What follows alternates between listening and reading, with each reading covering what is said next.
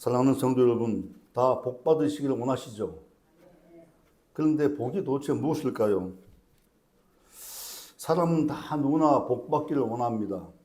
그러나 모든 사람이 다 복을 받는 것은 아니죠. 왜냐하면 복은 하나님께서 은혜로 주시는 선물이기 때문에 그렇습니다. 하나님은 어떤 사람에게 복을 주시는가? 대부분의 사람들은 돈과 물질이 많으면 복을 받았다고 그럽니다. 건강이 별로 안 좋은 분들은 건강하면 복을 받았다고 그러죠. 또 문제가 복잡하게 얽혀 있는 사람은 문제가 해결되면 복 받았다고 그럽니다. 다 맞는 말씀입니다. 그런데 물질과 돈은 우리 마음에 깊은 평안과 또 기쁨과 행복을 가져다 줄 수가 없지요. 참된 복이 아닌 것입니다. 그럼 참된 복은 무엇이며 그 복을 받는 비결이 무엇인지 오늘 시편 1편 1절에서 3절 말씀을 통해서 그걸 알아보자고 하는 것입니다. 오늘 그래서 참된 복은 어디에서 오는 것일까? 라는 제목으로 말씀을 나누고자 합니다. 본문 시편 1편은 복 있는 사람에 대해서 명확하게 정의를 하고 있습니다. 시편 1편 1절에 복 있는 사람은 악인의 꾀를 따르지 아니하며 죄인들의 길에 서지 아니하며 오만한 자들의 자리에 앉지 아니한다고 그렇게 말씀을 하고 있습니다. 여기서 복 있는 사람에 대한 정확한 뜻을 우리가 알아야 됩니다. 복 있는 사람의 히브리어 원문은 아슈레이 하이시라고 이렇게 되어 있습니다. 아슈레이 하이시. 이는 축복이 그 사람에게 있다. 그 사람에게 있다. 이런 뜻입니다. 여기서 복들에 해당하는 히브리어 아슈레이는 어떤 뜻인가 하면 똑바로 걸어간다는 뜻입니다. 똑바로 걸어간다. 똑바로 나아간다. 이런 뜻의 동사 아샤러에서 파생된 복수 명사입니다. 다시 말하면 아슈레이는 복을 얻는 길은 똑바로 나아가는 자에게 복이 온다는 것입니다. 그럼 우리는 무엇을 기준으로 또 무엇을 향해서 똑바로 걸어간다는 말씀일까요?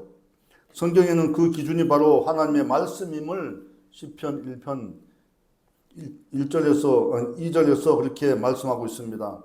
여호와의 율법을 즐거워하여 그의 율법을 주야로 묵상하는 자로다. 이렇게 말씀하고 있는 겁니다. 하나님의 말씀을 즐거워하여서 그 말씀을 주야로 묵상하는 사람이 똑바로 걸어가는 사람이라는 것입니다. 똑바로 나아가는 길은 하나님의 말씀에 순종하는 것이며 또 그 길을 행하여 나가는 자에게는 하나님께서 인생에 필요한 모든 것을 다 주신다는 것입니다. 하나님은 출애굽기 20장 6절에서 모세에게 말씀을 하셨습니다. 나를 사랑하고 내 계명을 지키는 자에게는 천대까지 은혜를 베푸느니라. 나를 사랑하고 내 계명을 지키는 자에게는 천대까지 은혜를 베푸느니라. 성도 여러분, 복은 하나님을 사랑하고 하나님의 말씀을 지키는 사람에게 하나님께서 주시는 축복의 선물인 것을 우리가 알 수가 있습니다. 모든 것이 하나님의 은혜로 우리가 살아간다는 것을 우리가 잊지 말아야 될 것입니다. 그러므로 복은 오직 하나님께 속한 자에게, 하나님께서 속한 자에게만 하나님께서 복을 주시고 그런 자만 복을 누릴 수 있다는 것을 우리는 알 수가 있는 것입니다. 그래서 오늘 본문 시편 1편 1절은 복 있는 사람은 악인들의 꾀를 따르지 아니하며 죄인들의 길에 서지 아니하며 오만한 자들의 자리에 앉지 아니한다고 그렇게 말씀하고 있습니다. 복 있는 사람은 어떤 사람일까요? 그럼 복 있는 사람이라는 것은 우리가 이 구절을 잘 파악을 해야 됩니다. 다시 한번 합독합시다. 우리 합독하겠습니다. 복 있는 사람은 악인들의 꾀를 따르지 아니하며 죄인들의 길에 서지 아니하며 오만한 자들의 자리에 앉지 아니하느니라. 아멘. 여기서 악인이 어떤 사람인지를 우리가 히브리 말로 번역된 성경을 우리가 그 길을 번역했으니까 악인에 대해서 히브리 말로 어떻게 되는지를 우리가 알아봐야 됩니다. 악인은 히브리 말로 레시임이라고 하는데 이는 규정된 법에 처촉되는 범법 행위를 한 자를 그렇게 지칭한다고 합니다. 규정된 법은 하나님의 말씀이죠. 범법 행위를 한 자는 하나님의 말씀에 어긋나는 그런 죄를 지은 사람을 얘기를 하는 겁니다. 그래서 악인은 하나님의 말씀에 따라 살지 않고 자신의 생각이나 자신의 의지, 욕심에 따라서 살아가는 그런 사람들을 말씀하고 있는 겁니다. 이렇게 인본주의적인 방법으로 복을 추구하는 사람들을 시편에서는 악인이라고 그렇게 말씀을 하고 있습니다. 그러한 사람들의 삶의 태도를 악인들의 꾀라고 그렇게 성경 말씀은 규정하고 있는 것입니다. 그래서 복 있는 사람은 악인들의 꾀를 따르지 않는다는 것입니다. 인간의 생각과 욕심과 뜻에 따라서 살아가지 않는다는 그런 얘기입니다. 따라서 복 있는 사람은 이 같은 인본주의적이고 세속적인 방법으로 살아가는 사람이 아니라 오직 하나님의 말씀에 따라서 신본주의적인 방법으로 살아가는 사람을 우리가 복 있는 사람이라고 그렇게 성경은 말씀하고 있습니다. 또 복 있는 사람은 죄인들의 길에 서지 않는다고 그렇게 했습니다. 죄인은 히브리 말로 하타임이라고 하는데 이는 목표물을 맞추지 못하는 자, 목표물을 맞추지 못하는 자, 그리고 길을 잘못 들어서서 엇길로 가는 자, 그렇게 해석을 하고 있습니다. 즉 죄인은 삶의 목표나 방향이 하나님의 말씀과 어긋나서 그릇된 길로 가는 사람을 죄인이라고 하는 것입니다. 또 복 있는 사람은 오만한 자리에 앉지 아니한다. 오만한 자요. 그럼 오만한 자가 도대체 어떤 사람인가? 히브리 말로 오만은 레침이라고 하는데 조롱하는 자, 비웃는 자, 교만한 자, 그런 사람을 오만한 자라고 합니다. 신본주의 방법으로 사는 사람을, 하나님의 말씀대로 따라서 사는 사람을 비웃거나 또 조롱하거나 또 하나님을 모독하고 그런 삶을 사는 사람을 회방하는 사람을 그렇게 오만한 자라고 하는 것입니다. 그러므로 오만한 자의 자리는 앉지 말아야 하는데 오만한 자의 자리는 바로 죄의 정상의 자리라고 그렇게 할 수가 있겠습니다. 그러므로 복 있는 사람은 창조주신 하나님과 피조물인 우리 인간의 차이점을, 본질적인 차이점을 분명히 알고 하나님 앞에 우리가 겸허히 순종하는 삶을 살아가는 사람이 바로 복 있는 사람입니다. 실제로 하나님께서 너는 복이 될지라고 하시면서 복을 주신 그 아브라함, 축복받은 아브라함은 하나님의 말씀에 순종하여 복을 받은 사람입니다. 아브라함의 인생은 실로 기적 같은 인생이었습니다. 왜냐하면 우상을 만들어 파는 아버지 밑에서 태어나고 자랐습니다. 그러면 우상 문화를 자연스럽게 접했을 것이고 우상을 만드는 작업에도 참여했을 것입니다. 아버지가 만든 우상을 같이 만들었을 겁니다. 그러나 하나님께서 사람을 택하시고 부르시는 데는 이런 것이 중요하지 않다는 겁니다. 이게 굉장히 중요한 일인데요. 여러분, 하나님께서 여러분을 다 부르셔가지고 믿음을 주시고 하나님의 백성을 삼았습니다. 저도 마찬가지입니다. 과거에 죄를 내가 지었든 안 지었든 하나님께서 그분을 택하시고 부르셨을 때는 하나님께서 과거는 묻지 않는다는 겁니다. 그래서 아브라함이 어떻게 과거에 성장했고 그 과정이 중요하지 않았다는 겁니다. 그리고 중요한 것은 하나님이 그를 불러서 가나안 땅으로 가라고 했을 때 그가 순종해서 가나안 땅으로 갔다는 것이 중요한 겁니다. 하나님은 순종하는 아브라함을 가나안 땅으로 이주시키시고 그곳에서 유대 민족을 탄생을 시키셨습니다. 그리고 예수님을 통해서 인류 구원의 위대한 역사를 만들어 가셨던 것입니다. 여러분, 아브라함을 하나님께서 부르셔서 가나안 땅으로 이주시킨 그 목적이 바로 우리 인류 구원을 이루시기 위해서 하나님께서 이미 오래전부터 계획하시고 그 길을 만들어 가셨다는 것을 우리가 알 수가 있습니다. 하나님은 새로운 길을 만드신 분이십니다. 우리 인간이 아무리 노력해도 갈 수 없는 길은 하나님께서 만드십니다. 죄악 가운데 빠져서 구원받을 수 없는 구제불능의 사람이라 할지라도 하나님께서 그 사람을 부르셨을 때는 그 사람을 구원해 주시겠다는 하나님의 원단 계획이 서 있는 것입니다. 사랑하는 성도 여러분, 죄는 작은 자라도 한번 짓게 되면 점진적으로 이 죄가 확대되어 나갑니다. 작은 눈송이를 한번 언덕에서 굴려보게 되면 이 눈송이가 굴러 내려가는 동안에 이게 엄청나게 커집니다. 나중에는 아주 큰 눈사람으로 변하게 됩니다. 그러므로 한번 죄에 빠지면 죄는 점점점 자라서 눈덩이처럼 커지고 결국은 죄의 노예가 되어서 죄 가운데 살게 되는 겁니다. 오늘 본문에서 눈여겨보아야 할 세 개의 글자가 있습니다. 눈여겨보아야 할 세 글자가 어떤 것입니까? 복 있는 사람은 악인의 꾀를 따르지 않는다는 겁니다. 따르지 않는다는 것. 그 다음에 죄인의 길에 서지 않는다는 겁니다.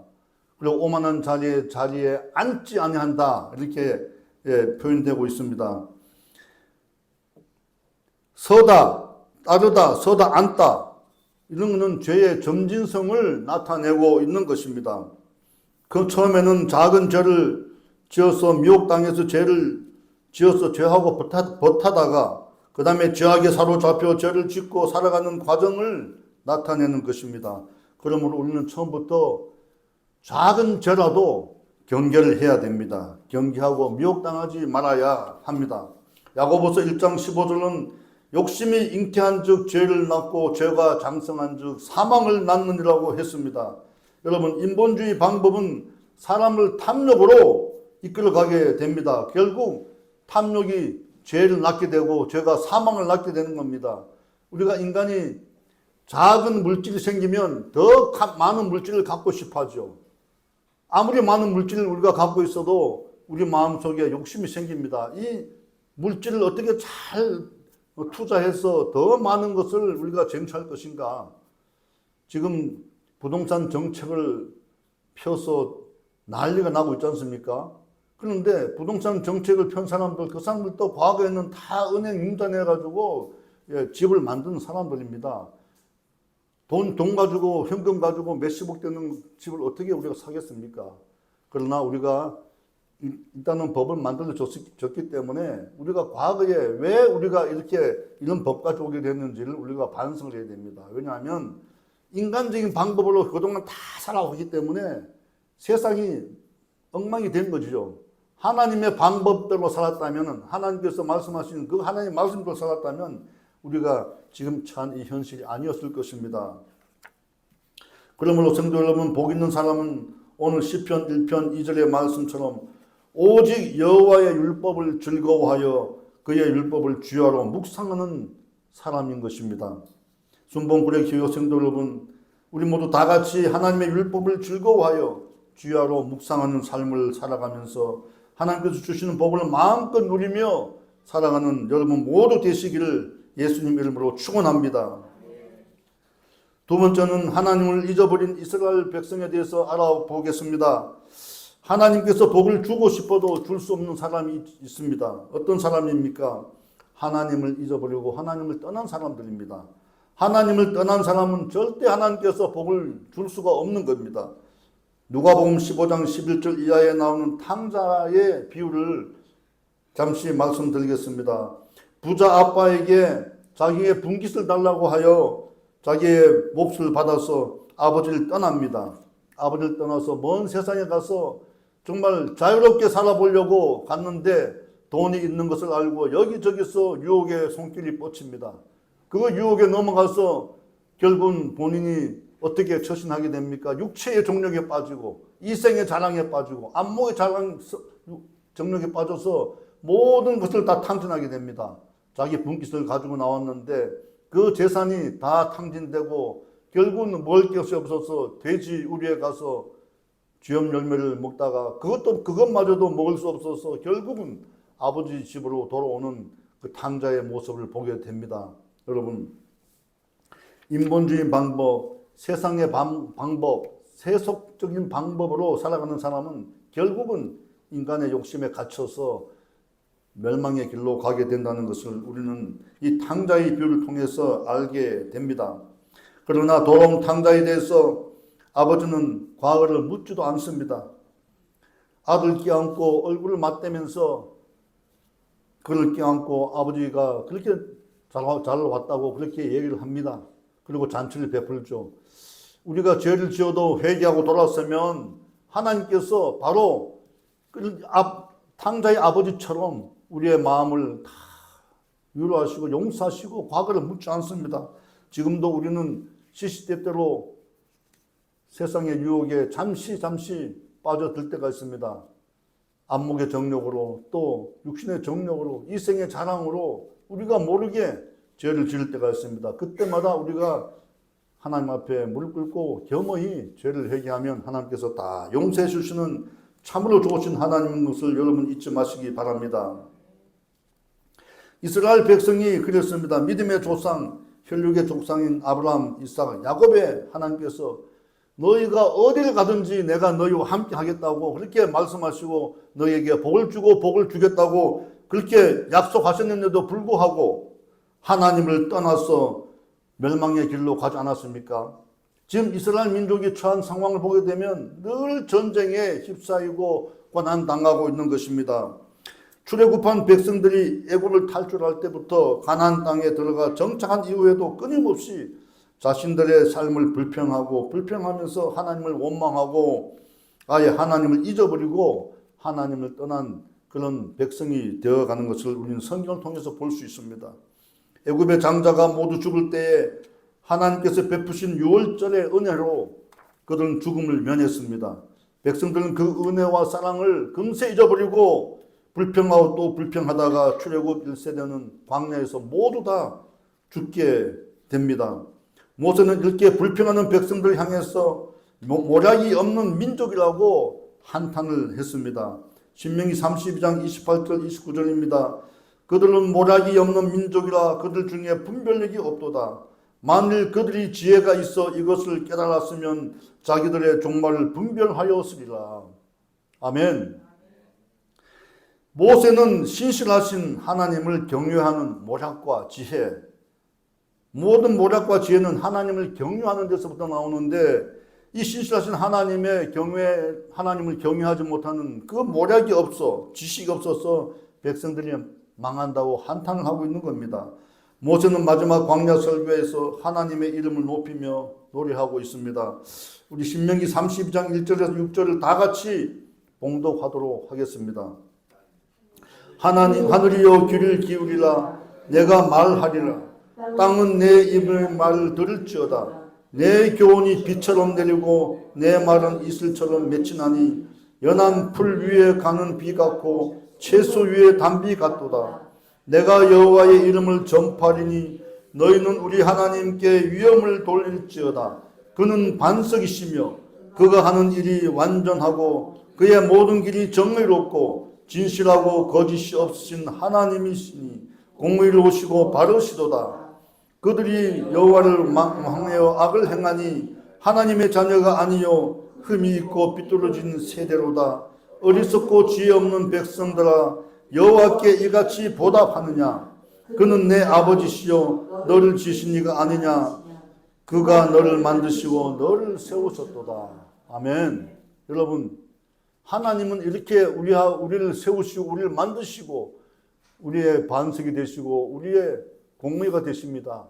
이런 분을 우리가 영원히 같이 함께 살아가야 되는데 배반하고 하나님을 떠나서 우리가 인간이 된 욕심으로 살다가 결국은 망하는 길로 가는 것을 보게 됩니다. 이스라엘 민족이 그 길을 그냥 걸어갔던 것입니다. 우리 인생을 창조하시고 다스리시고 지켜주시는 하나님은 우리의 반석입니다. 그가 하는 일이 완전하고 그의 모든 길이 정의롭고 진실하고 거짓이 없으시고 공의롭고 바르십니다. 모세는 이렇게 찬양하고 있는 것입니다.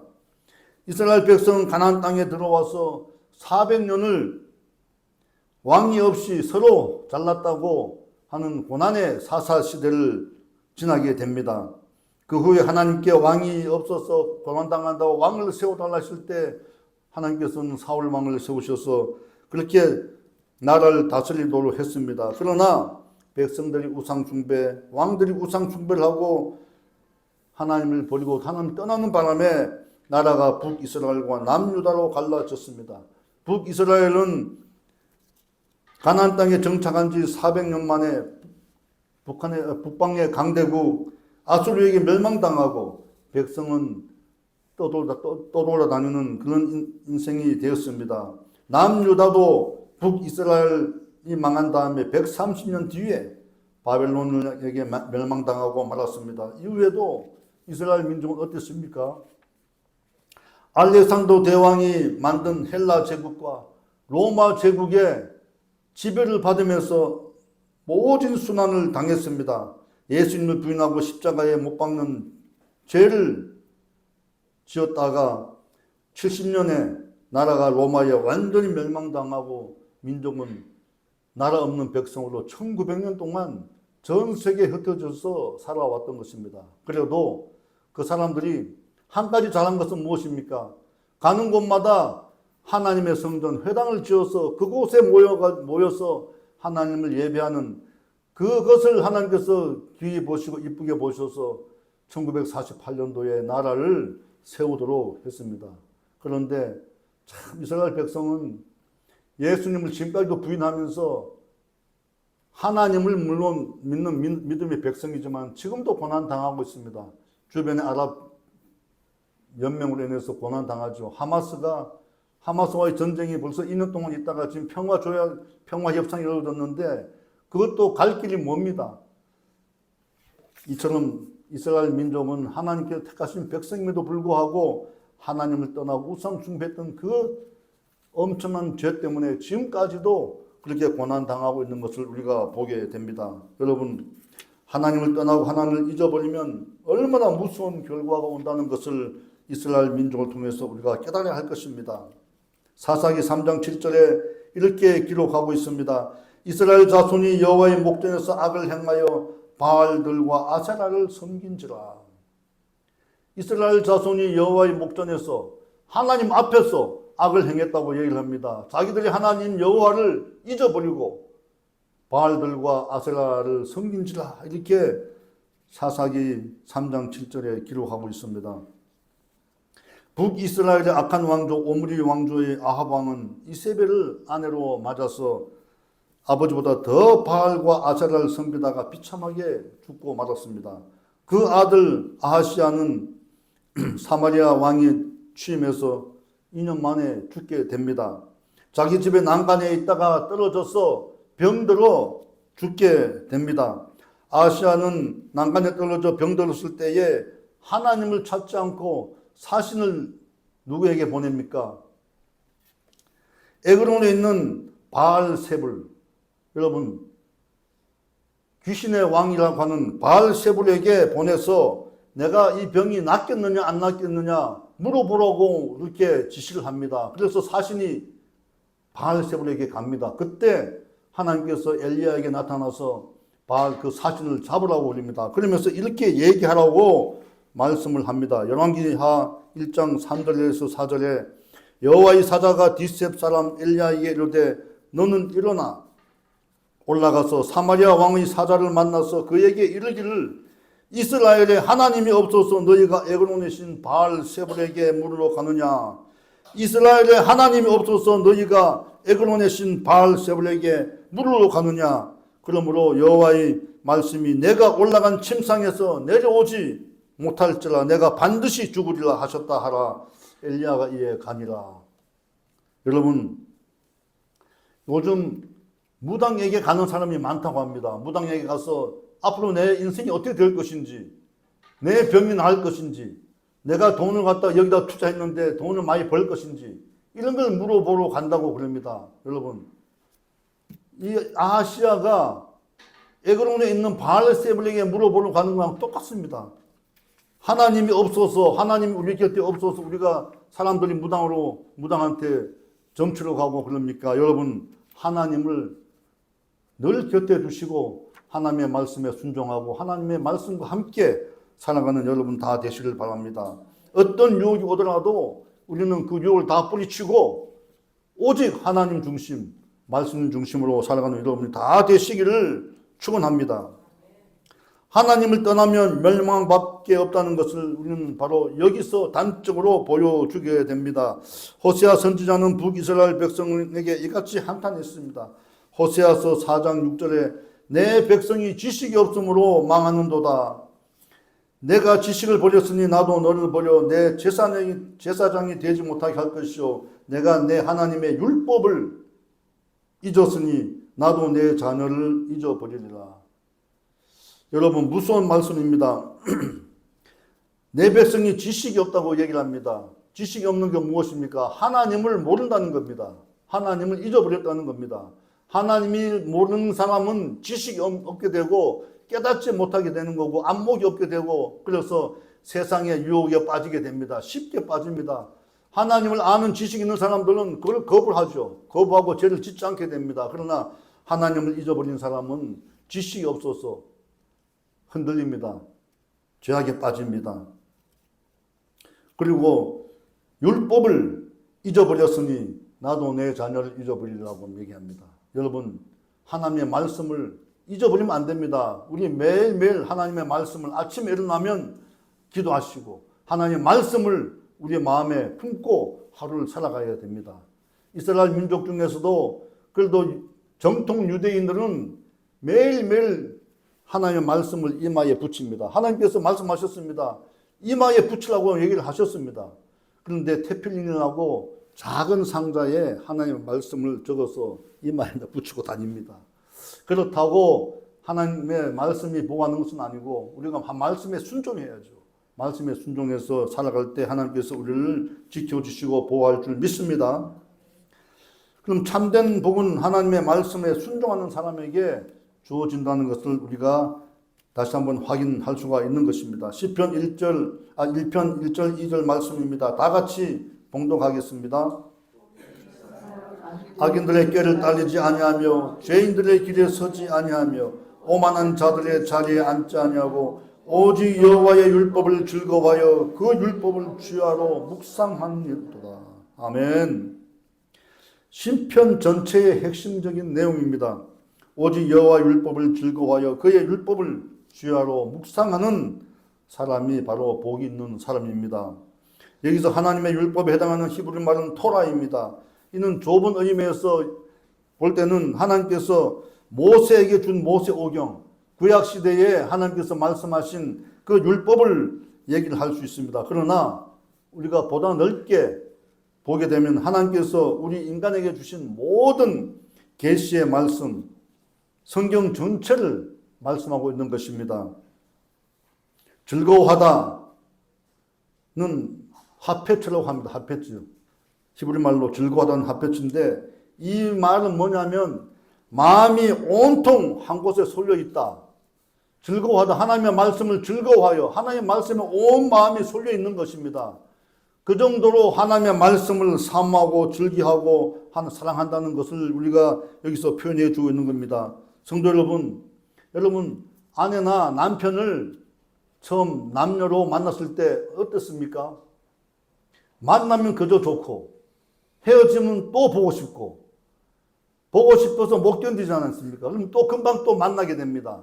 만나서 헤어지게 되면 또 보고 싶어서 다시 돌아가서 만나고 그래서 이 집에 왔다 저 집에 왔다 갔다 하다가 밤을 꼬박 세운 적도 있죠. 우리 조수연 집사님이 웃으시는데 맞습니다. 우리 다 그런 경험을 갖고 있습니다. 하나님의 말씀을 그렇게 우리가 좋아해야 됩니다. 좋아해서 안 보면 읽지 않으면 마음이 괴로워서 견딜 수 없을 정도로 그렇게 하나님의 말씀을 우리가 좋아해야 된다고 생각합니다. 성도 여러분, 우리가 이렇게 살아가는 그런 삶을 살아야 될 것입니다. 하나님의 율법을 즐거워하는 사람은 하나님의 말씀에 열정을 가진 사람들입니다. 이런 사람은 말씀에 마음이 집중되어서 말씀을 매일매일 읽고 말씀을 읽을 때 그 말씀이 입술에 꿀송이처럼 달게 됩니다. 말씀이 지시하는 것을 무엇이든지 기쁨으로 받아들이고 말씀에 순종하게 되는 것입니다.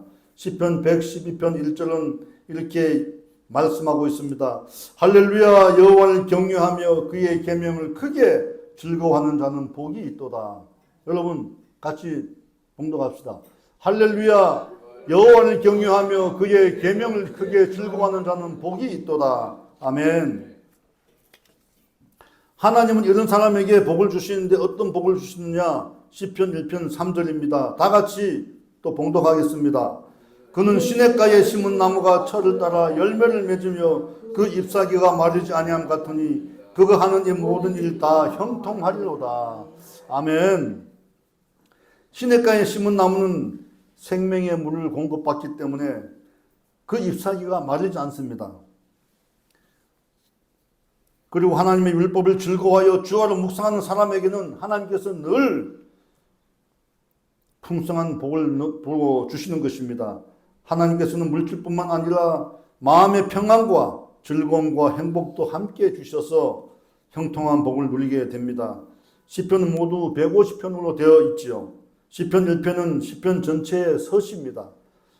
인간의 바른 삶의 자세를 기록하고 있는 것입니다. 그리고 이런 자세를 가진 사람에게 오는 복이 어떤 복인지를 원론적으로 기술하고 있는 그런 시가 되겠습니다. 창조주시요 역사의 주관자로서 필연적으로 인간의 전 존재를 결정하시는 하나님의 말씀에 순종하는 사람에게는 시냇가에 심은 나무처럼 형통한 복을 주신다고 그렇게 말씀을 하고 있는 겁니다. 여러분, 뿌리 깊은 나무는 바람에 흔들리지 않죠. 그리고 뿌리 깊은 나무는 아무리 가뭄이 와도 마르지 않습니다. 영원 무궁하신 하나님 말씀에 삶의 뿌리를 깊이 내리고 말씀을 삶의 양분으로 살아가는 사람은 어떤 환경에 처하더라도 흔들리지 않습니다. 그리고 그 마음에 마르지 않습니다. 그 마음이 늘 풍족합니다. 그런 삶을 살아가시기를 예수님 이름으로 축원합니다. 사랑하는 성도 여러분, 우리 한평생 살아가면서 하나님의 말씀에 믿음의 뿌리를 깊이 내리고 말씀에 순종하여 하나님이 부어주시는 형통의 복을 다 누리시기를 예수님의 이름으로 축원합니다. 축원합니다. 축원합니다.